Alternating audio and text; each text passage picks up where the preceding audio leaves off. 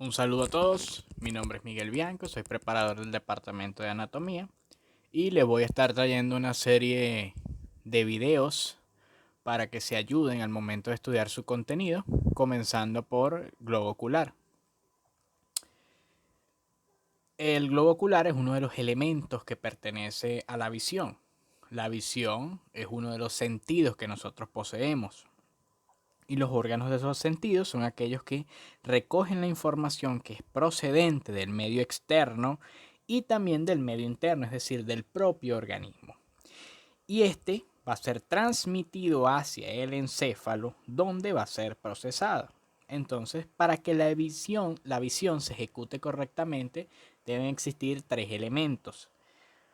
Los globos oculares, que van a ser los órganos receptores en este caso, es decir, los que van a recibir la información proveniente del medio externo en este caso.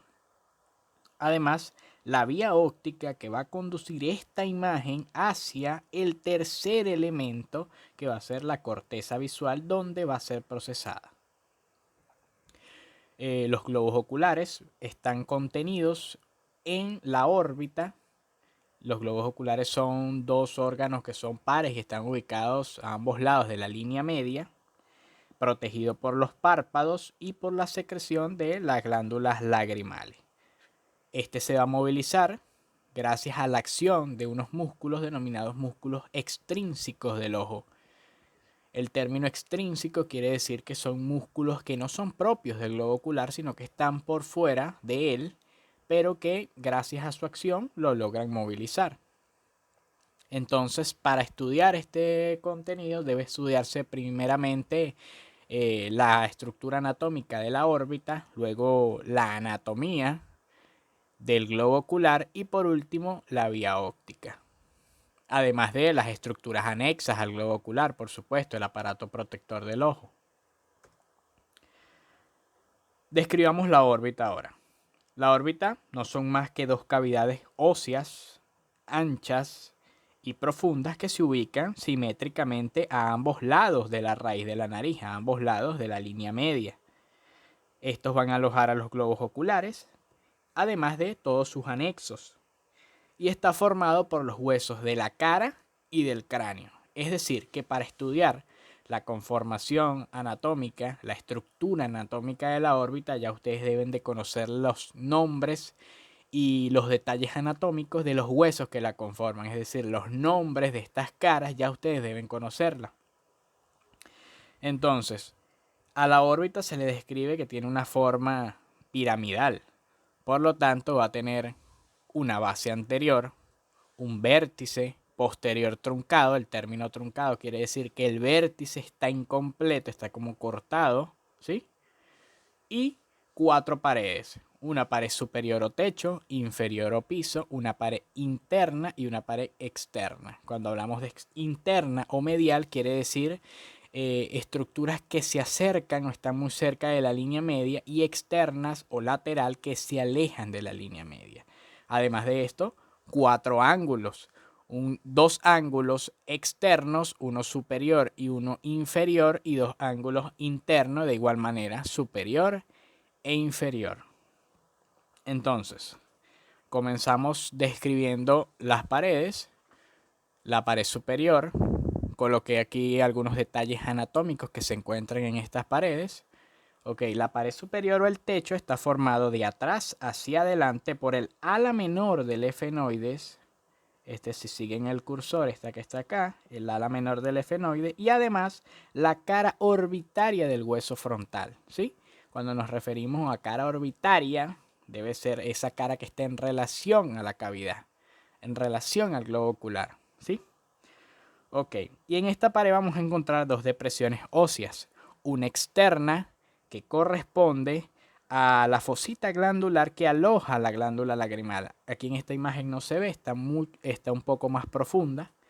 Y la otra depresión sería la fosita troclear, que es la depresión que en este caso es interna, ¿sí? Ahora la pared inferior o el piso, que está formado de atrás hacia adelante por la cara orbitaria del maxilar. Este sería el maxilar, ¿sí? la cara orbitaria del maxilar, y la porción de la cara orbitaria del hueso cigomático, la porción inferior. Si toda esta es la cara orbitaria del hueso cigomático, en este caso para el piso solamente se toma la porción inferior. Entonces el piso está formado por la cara orbitaria del maxilar y el segmento inferior de la cara orbitaria del hueso cigomático. ¿Qué vamos a encontrar allí? Un pequeño surco que hacia anterior se va a continuar como conducto y se denomina conducto infraorbitario. ¿Ok? Pasemos ahora a la pared lateral o pared externa, que está formada de atrás hacia adelante por el ala mayor del efenoides, la porción lateral de la cara orbitaria del hueso frontal, la cara orbitaria de la porción lateral del hueso frontal y más hacia adelante por el hueso cigomático. ¿Qué vamos a encontrar en esta pared? Foramen cigomático orbital, que comunica con la fosa temporal, ¿ok? Pequeño orificio aquí que comunica con la fosa temporal. Ahora pasamos a la pared medial o la pared interna, que está formada de atrás hacia adelante por la cara lateral del cuerpo del efenoides. Aquí en este dibujo es muy difícil observarla, está mucho más profunda. Más hacia adelante la lámina orbitaria del etmoides, que sí se aprecia claramente, el hueso lagrimal y la apófisis frontal del maxilar. ¿Sí? ¿Qué vamos a encontrar en esta pared? Conducto óptico y hacia adelante el surco lagrimal que se continúa con el conducto lagrimal. Entonces, conducto óptico hacia atrás y el surco lagrimal hacia adelante que se va a continuar hacia abajo por el conducto lagrimal.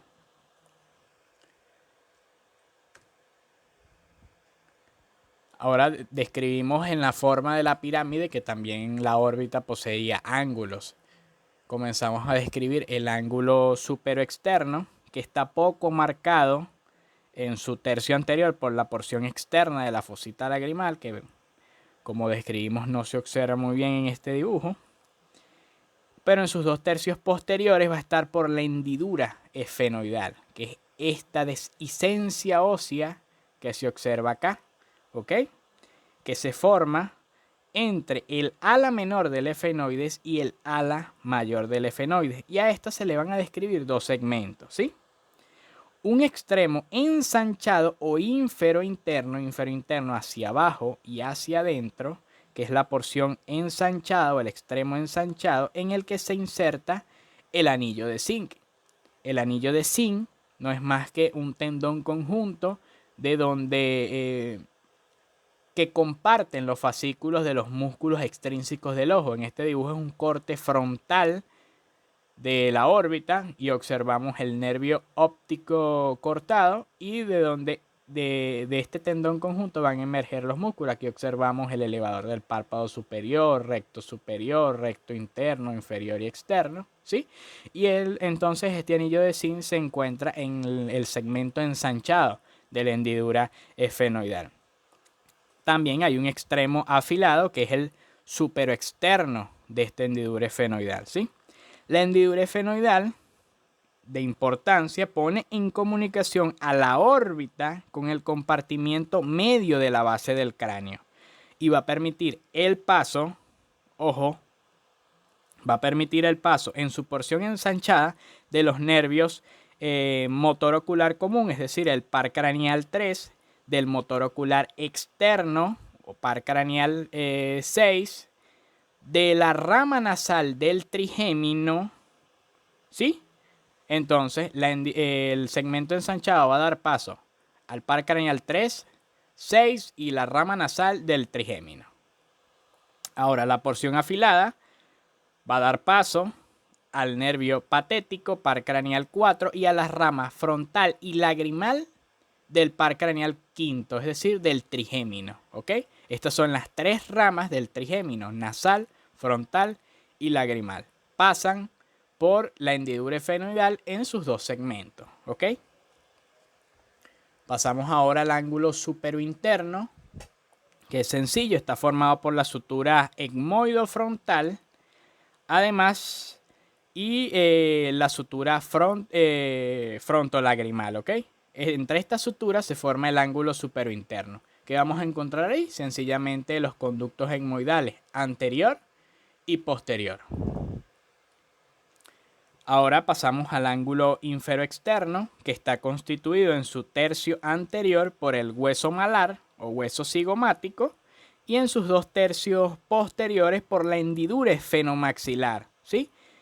Que pone en comunicación a la órbita con la fosa pterigomaxilar. Ahora, ¿cómo se forma? ¿De dónde se forma esta hendidura esfenomaxilar? Un espacio contenido entre el ala mayor del efenoides y el hueso maxilar, este que está aquí, muchachos. ¿Sí? Ahora el ángulo inferointerno, que es el menos definido, está formado desde anterior a posterior por la sutura que une al maxilar al unguis, esta que se encuentra acá, ¿me siguen? Y al etmoide, que lo vincula con la apófisis orbitaria del palatino, el pequeño hueso que observamos acá. Nos falta ahora describir entonces la base y el vértice. De la base, sencillo, prácticamente es el orificio, que es de forma cuadrilátera, con sus ángulos que son redondeados y contorneados por el reborde orbitario. Y por último nos queda el vértice. Entonces, el vértice corresponde a la parte posterior, está ocupado por el agujero óptico que se encuentra en el conducto óptico, ¿sí? Y también la porción ensanchada de la hendidura esfenoidal. Ahora, esta es una pregunta de examen. ¿Qué pasa por el conducto óptico? Por el conducto óptico va a pasar el nervio óptico, es decir, el par craneal 2, y por debajo la arteria oftálmica. Siempre se pregunta eso. ¿Qué pasa por el conducto óptico? El nervio óptico y la arteria oftálmica. De igual manera, también es pregunta de examen la hendidura esfenoidal. ¿Qué se encuentra allí? ¿Qué pasa por allí? ¿Ok? Bueno, esto es todo. Esta es la primera parte del globo ocular. Van a ser divididos por videos para que no sea tan pesado ni para ustedes ni para mí. Esta clase se estudia principalmente del libro Bouchet. Yo recomiendo siempre estudiar de imágenes, aunque no se las pregunten, se hace mucho más fácil entender porque mientras ustedes van leyendo, van viendo esos detalles anatómicos en los dibujos. En este caso yo utilicé el Sobota, ¿ok? No olviden seguir la página de Instagram y gracias.